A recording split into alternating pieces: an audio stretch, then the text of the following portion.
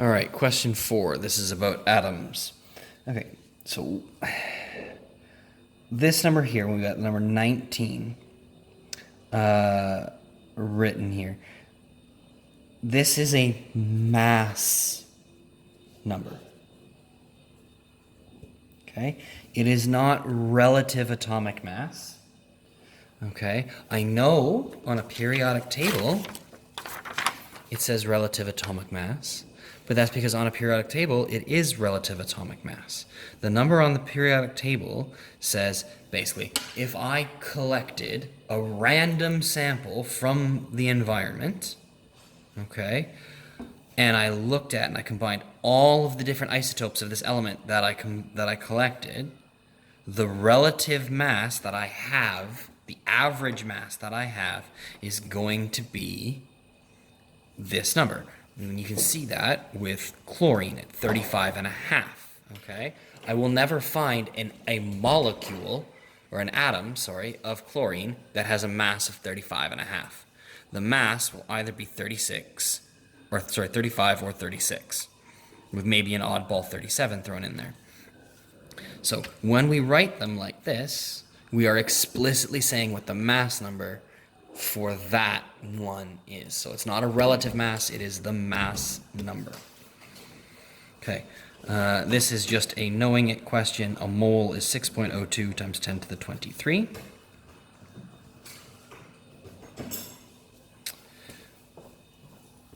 Okay, this question here is asking about the plum pudding model and comparing the plum pudding model to the nuclear model.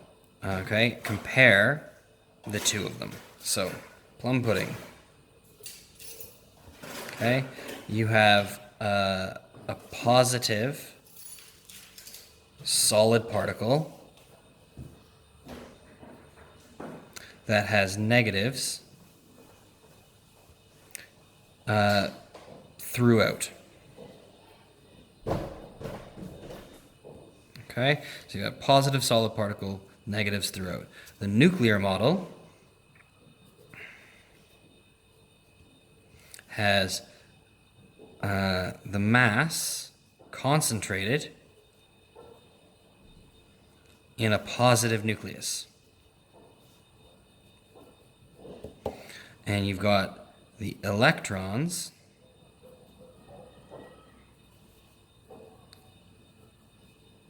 orbiting the nucleus. And it is mostly empty space. Okay, so that's the big difference. There are people that were talking about protons being scattered. There were even people talking about neutrons and that, but actually, really, when we went from one to the other, we didn't even know about neutrons yet. But this is what we would be looking for. We wanted to know that the plum pudding is one solid mass of positive charge that has negatives balanced throughout it.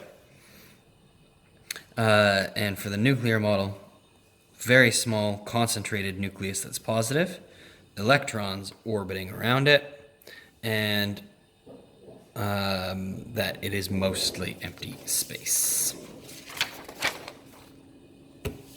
Okay, calculate the relative atomic mass and give your answer to 3 significant figures. There are actually a few people that lost a mark because they didn't do the 3 significant figures.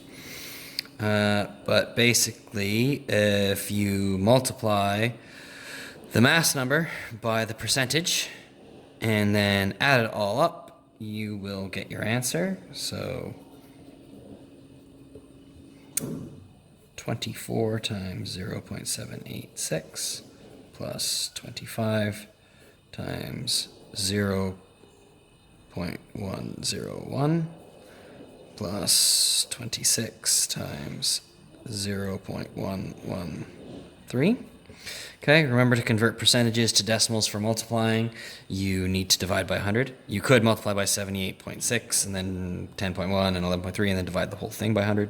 I'm just going to do it like that.